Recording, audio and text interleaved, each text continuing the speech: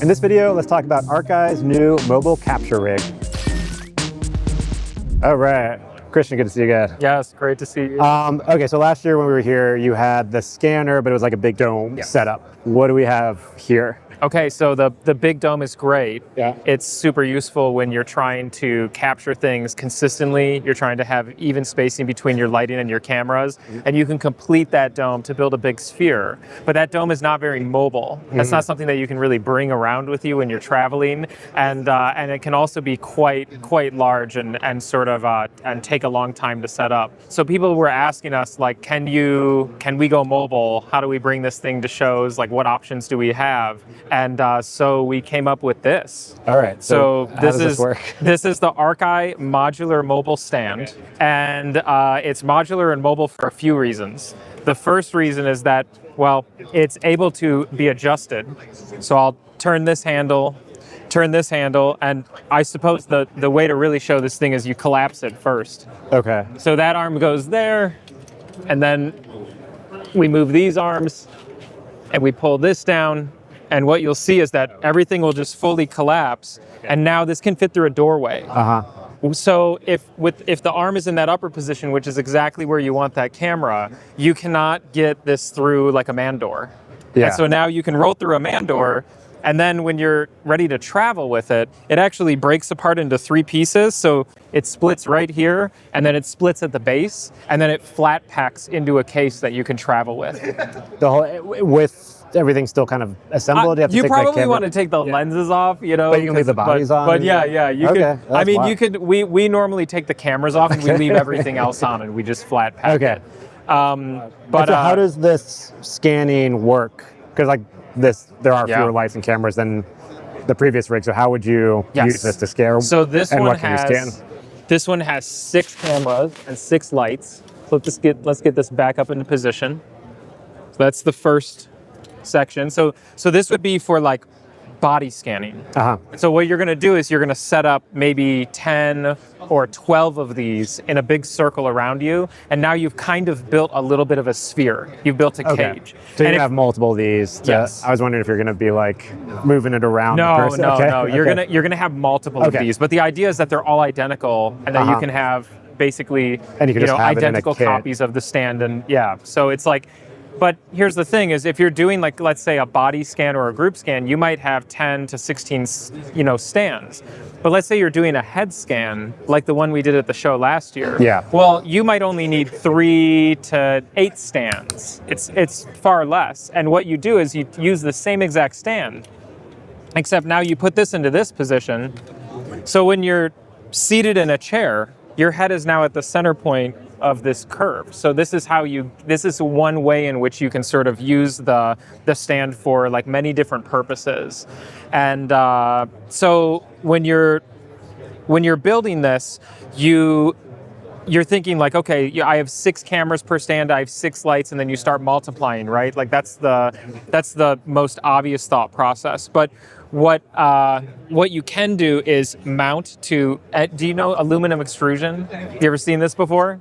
I've seen it. This is 80-20? Yeah. Yeah, okay. 80-20. That's what some lot of people time- call it. yeah, Yep. but so basically, It's like a rail system. it's a rail system. So the entire body is built out of this rail system. And so you can mount cameras and lights anywhere you want. So you could do 3 cameras per stand. You could do 12 lights per stand. You could just do all cameras. You could do, there's no real limit on So what. kind of whatever you need to scan or the best configuration for that. It's Yes. modular enough that you could redo that. Exactly. Or reconfigure it. Exactly. So that's the modular component. You have the adjustability, you have the mobility, and then you have the modular component, and you're really able to do whatever you want with this. And then what's great is that normally, like if you're building a big rig, you're probably going to plug it into a wall. But if you're building a smaller rig, maybe you want to go really mobile. Maybe the director says like, well, we don't want the rig on set. We want you to roll it onto set. We'll give you 30 minutes to set up, and then you can shoot the talent. So now this entire system is on battery. And so So this you'll see right down here we have a V-mount. Yeah. And we just plug that in and it runs the cameras and the lighting. So Okay. with 3 V-mounts and 3 stands, you could do the same face scan we did last year, except you could roll in, set up in The 10 or 15 system, minutes. not have to be plugged into power. Yeah. And just, Okay, that's awesome. And so that's all possible because of our new Wolf Power Sync unit that we released, which has these. They're Molex cables, which have 6 pins each, and that's able to deliver the sync signal and the power to the camera. And then we also have these combo cables, which pair it with a network.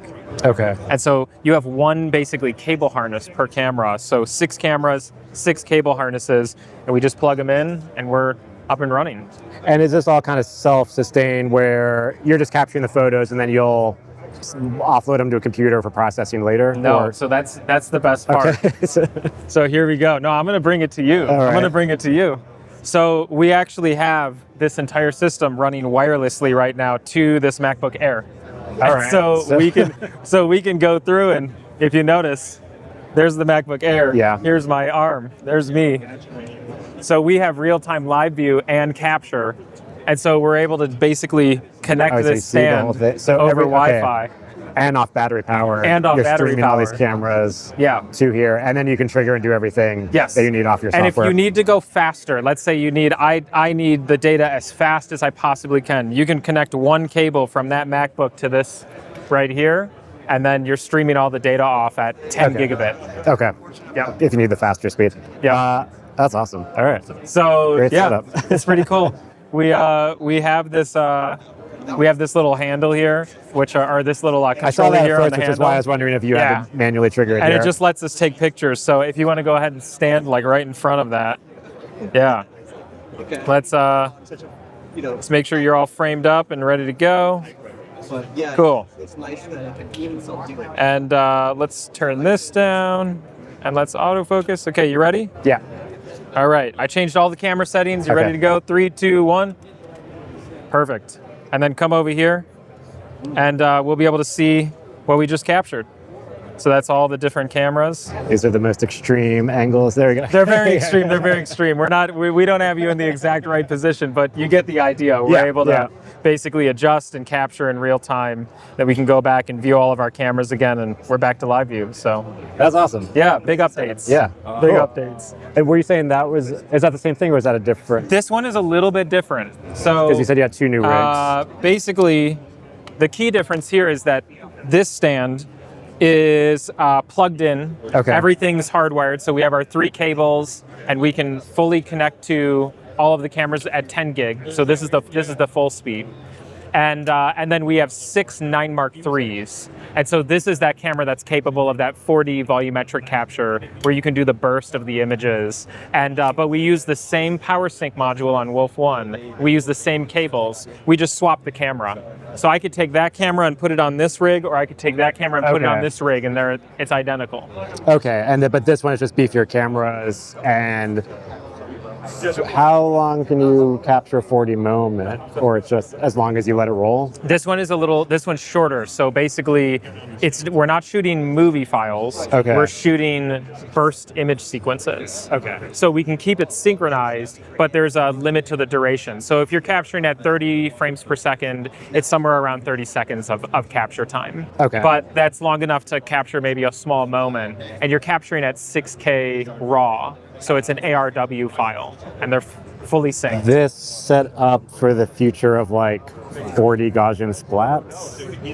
I think so. Yeah, because you have the foundations there. You have the global shutter as well. Yeah. Which plays I think a big part in just when you're talking about mobile capture, you're talking about high-speed subjects, you're talking about moving quickly. Yeah. You don't always want to have to worry about the lighting in the environment that you're working with, whether or not it's flicker-free. You don't want to have to worry about if your camera and your strobe is having sync issues, or you don't want to, maybe you don't want to have to pause like physically your body every time you take a photo to ensure you get an accurate image. With a global shutter, every pixel exposes at the same time. So there's a lot of benefits to just not only from a technical perspective, but also just from a usability perspective. Yeah. You're able to like really run and gun with your scans because the global shutter helps with that. So I think it's unique. You have global shutter, sort of high frame rate, 100 up to 120 frame per second, right? Okay. And then this camera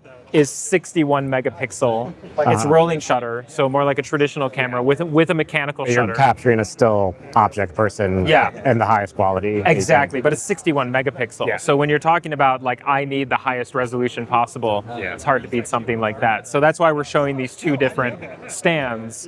Both can be battery powered. Both can be plugged into the wall. That's not the difference here. The difference is really you have one camera or another camera, and you would tailor your rig around whatever you're trying to do. Cool. Well, thank you so much for the update. Appreciate it. Yeah, thank you.